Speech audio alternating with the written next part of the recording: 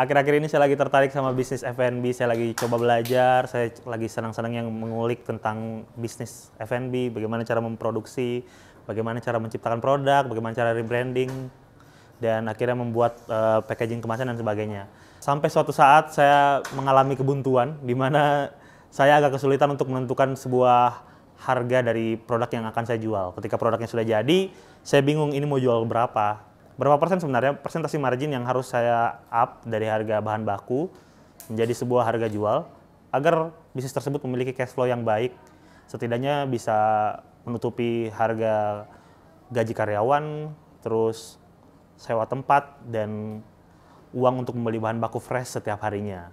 Saya juga kebingungan tentang metodenya. Apakah ada metodenya di mana yang saya lakukan terlalu rumit, saya menghitung garam jumlahnya berapa sendok, terus saya menggunakan berapa sendok, dan akhirnya saya membagi sesuai harga garam tersebut. Dan itu saya lakukan ke semua bumbu dapur. Menurut saya itu lumayan effort. Jadi saya membutuhkan setidaknya tips atau cara yang tepat atau formula yang tepat untuk menentukan sebuah harga produk. Hari ini From Kendari bersama praktisi sekaligus pengajar bisnis di Kota Kendari, Ibu Ita. Dan semoga apa yang kalian saksikan hari ini bisa menjawab pertanyaan-pertanyaan kalian sama seperti pertanyaan-pertanyaan saya. Selamat datang di From Kendari.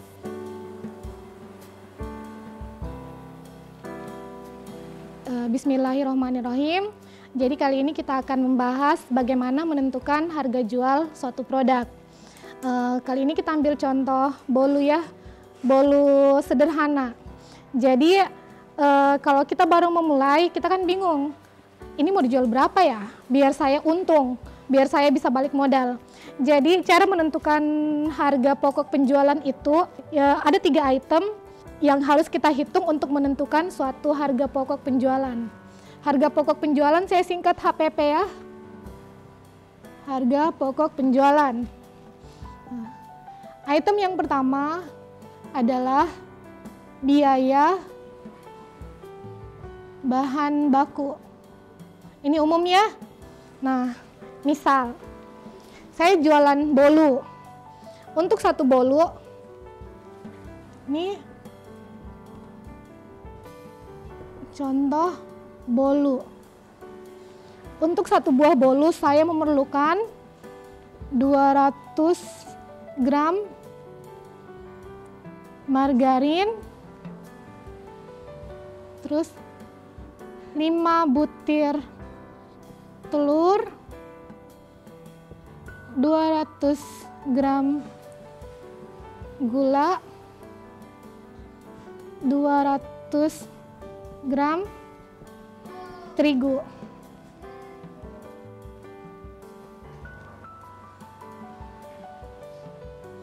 Nih ya, bolu kampung, bolu sederhana. Ini kan nanti ada namanya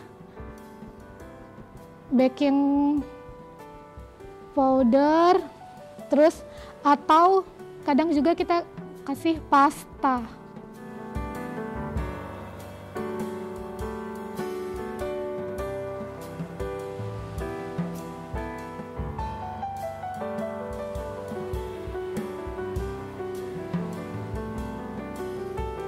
Belinya kayak tadi garam ya, susah kita hitung ini berapa.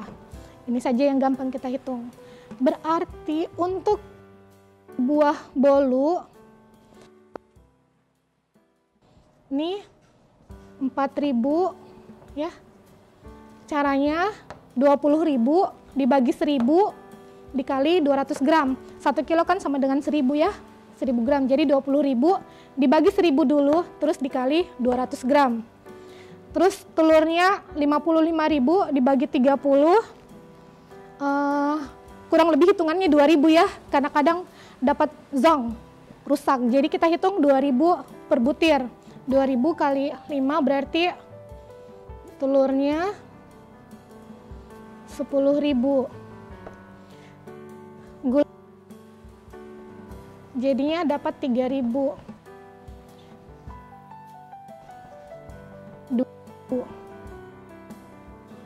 Untuk bahan-bahan pendukung seperti ini ya, biasanya itu kisarannya itu 500 per bolu.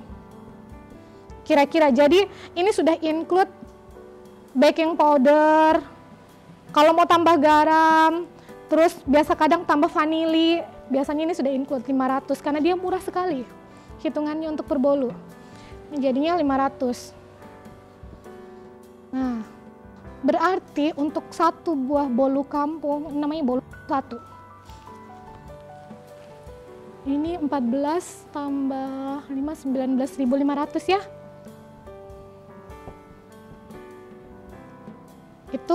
Ini baru namanya biaya bahan baku.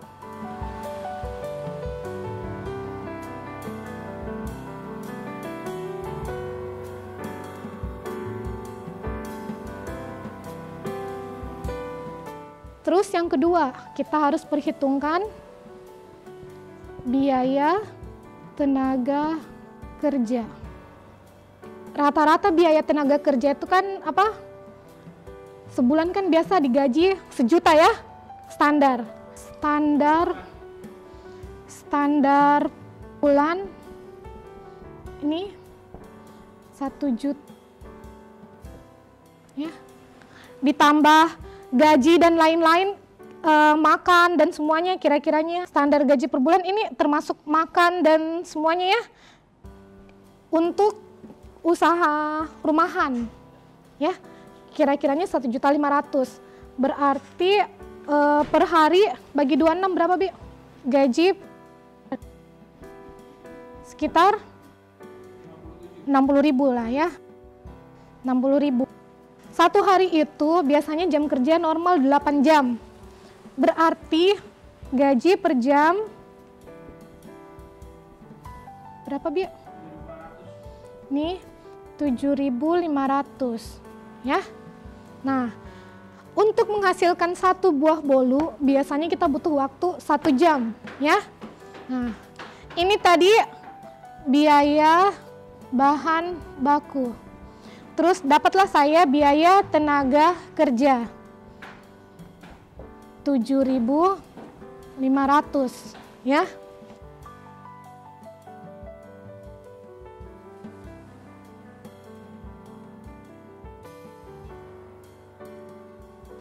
Nah, item yang ketiga namanya BOP, biaya overhead product. Apa ini?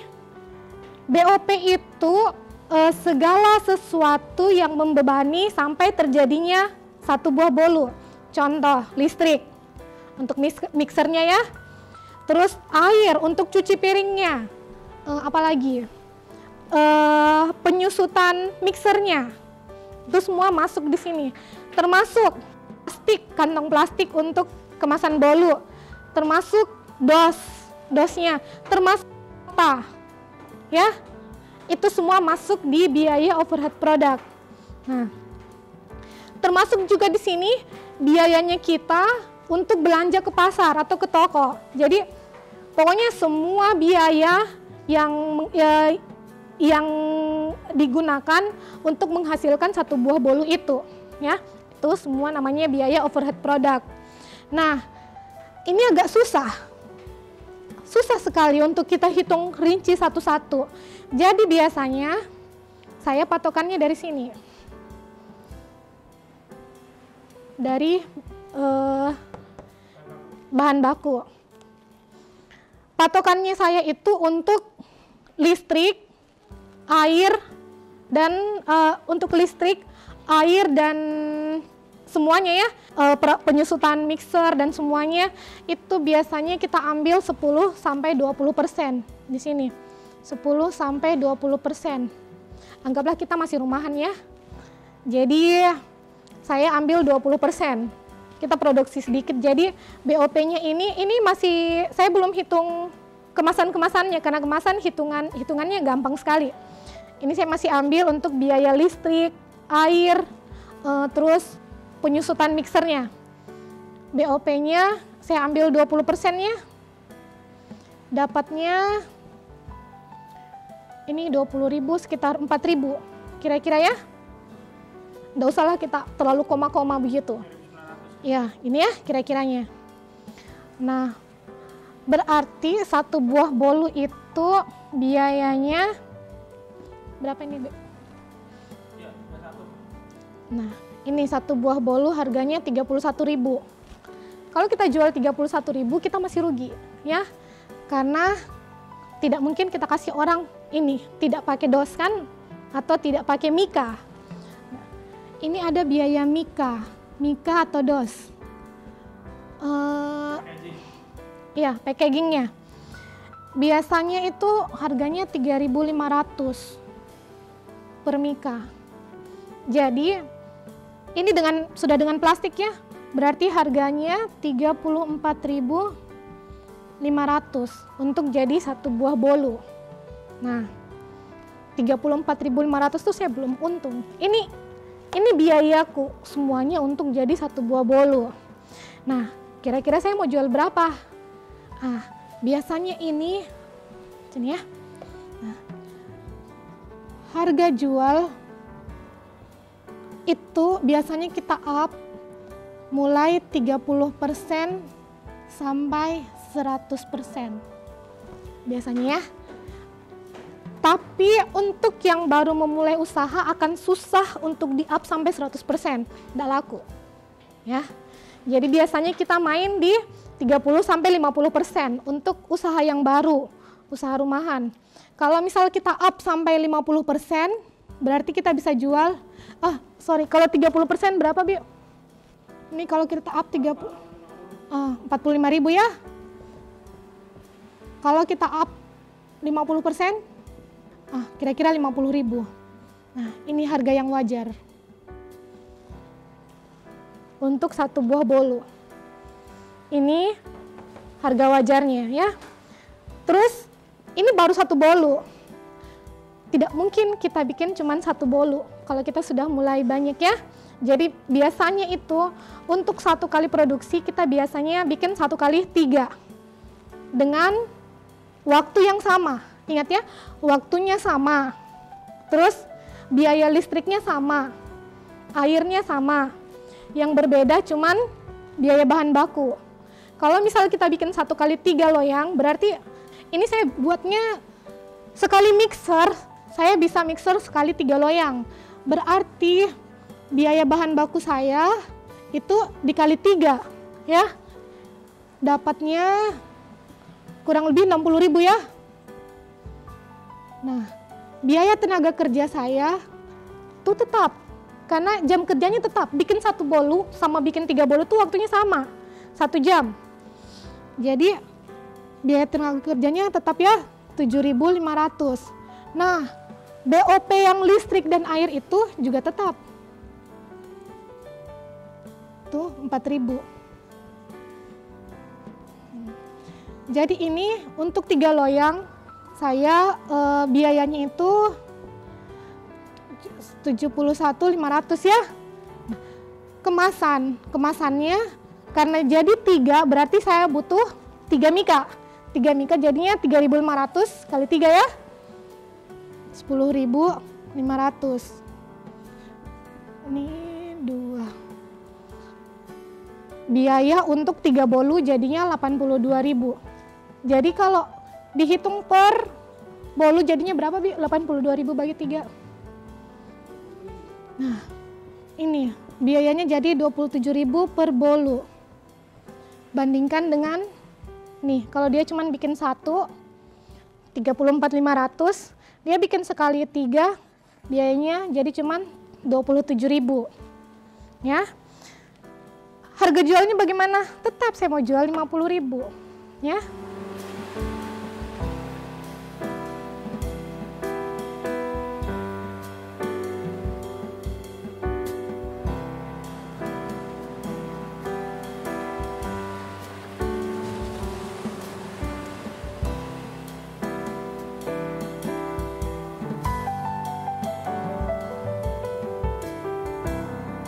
Kalau misal begini, tapi kan yang baru pesanan, kita kan masih rumahan ya.